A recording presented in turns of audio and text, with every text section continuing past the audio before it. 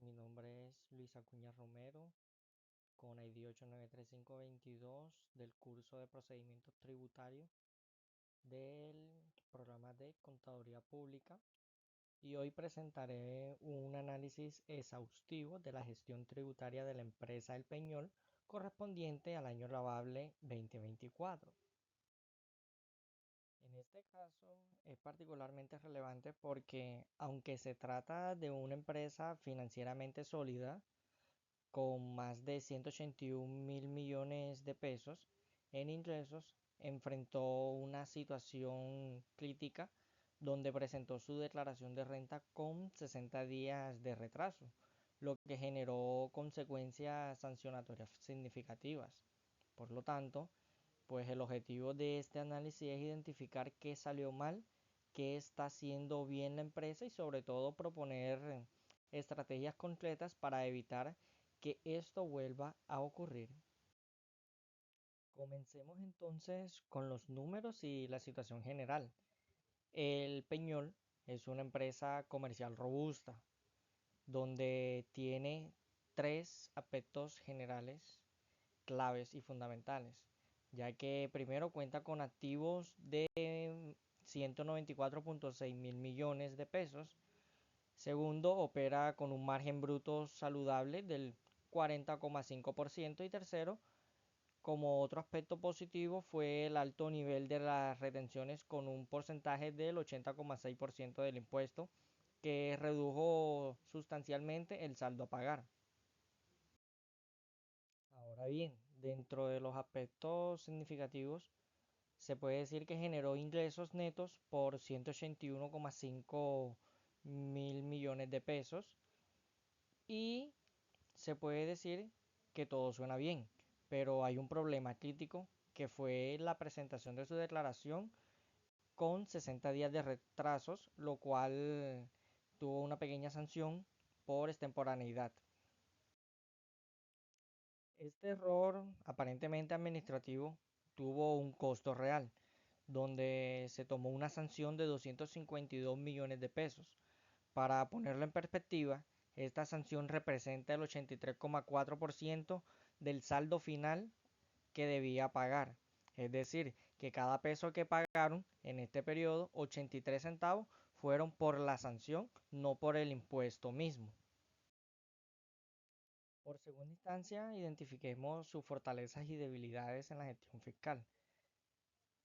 En las tres fortalezas identificadas, primero, una capacidad operativa donde se pudo notar una rentabilidad bruta del 40,5%, tuvieron una gestión eficiente de costos del 62,8% y sus gastos operacionales fueron controlados alrededor del 22,3%, aún teniendo ingresos superiores a los 181,5 millones. Su segunda fortaleza fue el excelente sistema de las retenciones. Como bien decíamos, tuvieron una cobertura del 86,6% del impuesto a cargo. Esto significa que ya tenían pagado el 80% del impuesto mediante sus retenciones, lo cual minimizaba el flujo de caja que era necesario para el pago final. Tercero, fue los márgenes saludables. Como bien sabemos, su estructura en los costos y gastos refleja una operación bien administrativa. Ahora, con base a las debilidades en la gestión fiscal, encontramos varios ítems. Primero, el incumplimiento de plazos legales al momento de la declaración de renta. Segundo, el cero aprovechamiento de beneficios fiscales. Tercero, la alta carga financiera. Cuarto, la concentración de activos en la parte de los inventarios. Quinto, la falta de planeación tributaria. Y sexto, el alto nivel de endeudamiento, ya que presentaron un 63,2% de razón de endeudamiento. En esta tercera etapa sobre la documentación de hallazgos del análisis, veamos algunos indicadores que resumen la situación. Como bien podemos ver, la carga tributaria efectiva tiene un porcentaje del 2,78. Esto es relativamente bajo, pero podría ser aún menor con una planeación adecuada. Dentro de la rentabilidad sobre el patrimonio, con un 20,2%, algo súper excelente, que demuestra la capacidad de generar valor. por medio de la cobertura de retenciones con un 80,6%, como se mencionó anteriormente, es un impacto muy positivo. Con base a la sanción versus el impuesto con un 5%, la sanción equivale a este porcentaje del impuesto original, que sería un costo innecesario. Y con base al endeudamiento, que posee un 63,2%, esto nos indica un porcentaje alto y representa un riesgo financiero. En este otro indicador de riesgo fiscal, tomaremos en cuenta la parte en términos fiscales que presenta la empresa. Primero, se clasifica en alto el incumplimiento de plazos por su extemporaneidad de 60 días. Con base a la consistencia de la información, tiene una clasificación baja, ya que su declaración es coherentemente matemática. Tercero, en el aprovechamiento de beneficios, una clasificación media, ya que no utiliza exenciones ni descuentos en la declaración de renta. Con respecto al nivel de las retenciones es bajo, con un porcentaje del 80,6% de cobertura, y su estructura financiera es medio alto, ya que posee un endeudamiento del 63,2%. Como tercer hallazgo encontramos la información de nómina y seguridad social, donde indican que estos valores son consistentes con la parte de obligaciones legales en Colombia. Incluso los ratios y valores reportados nos indican un bajo riesgo laboral, ya que no hay señales de subdeclaraciones de nómina o evasión de aportes parafiscales. Incluso la empresa mantiene una estructura laboral formal que respalda sus deducciones por costos de nóminas, ya que si se presenta alguna eventualidad de revisión por parte de la DIAN, los gastos de nóminas serán bien respaldados con base a los libros contables.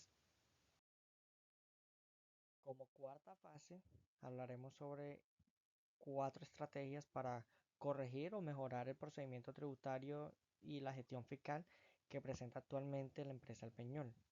Una primera estrategia sería la implementación de sistemas de gestión de cumplimiento tributario, que tendríamos como objetivo eliminar el riesgo de incumplimiento de los plazos y las obligaciones formales. ¿Esto como para qué? Ya que según el principio fiscal de autoliquidación y las facultades de fiscalización de la DIAN, el contribuyente es responsable de la correcta y oportuna determinación de las obligaciones. Para poder cumplir esto, seguiremos 4 fases que se basan en: primero, el diagnóstico y el diseño; segundo, su implementación; tercero, la capacitación al personal; y el cuarto, el monitoreo y mejora continua.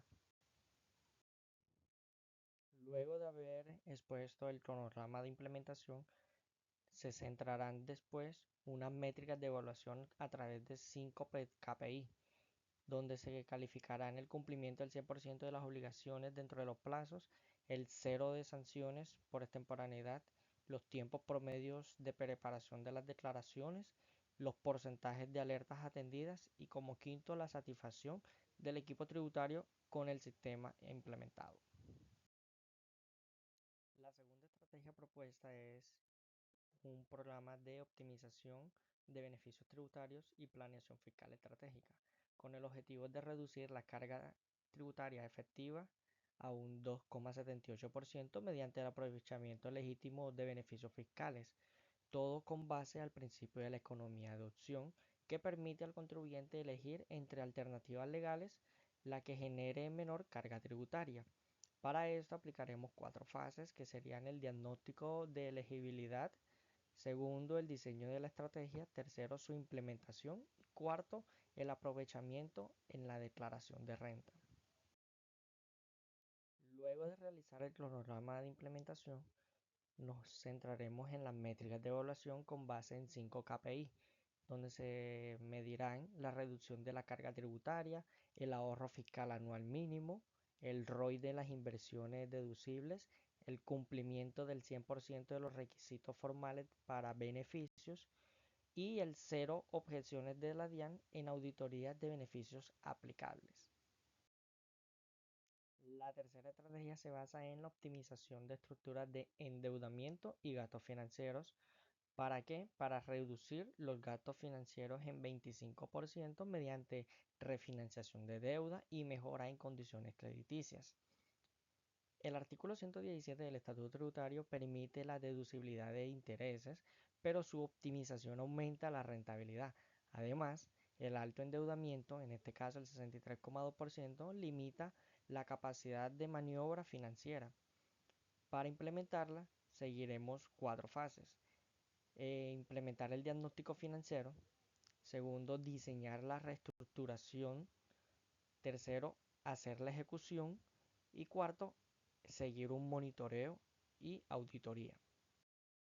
Por otra parte, se elaborará el cronograma de implementación para luego plantear las métricas de evaluación, que se centra en 5 KPI, los cuales se basan en ¿qué? En evaluar la tasa promedio de ponderada de la deuda reducida, los gastos financieros sobre las ventas reducidas, el ratio de endeudamiento reducido, la liberación del flujo de caja y los días de capital de trabajo reducidos. La cuarta y última estrategia propuesta es la implementación de un programa de educación fiscal continua y auditoría preventiva con el objetivo de desarrollar capacidades internas del equipo tributario y establecer mecanismos de autoevaluación, ya que con base al artículo 684 que nos habla sobre las facultades de fiscalización de la DIAN, es por esto que una auditoría preventiva interna reduce riesgos de objeciones en fiscalización oficial. Por eso nos centraremos en 4 fases claves que serían, primero, el diagnóstico de las competencias, segundo, el diseño del programa, tercero, la ejecución y la capacitación del personal y cuarto, la elaboración de la auditoría preventiva.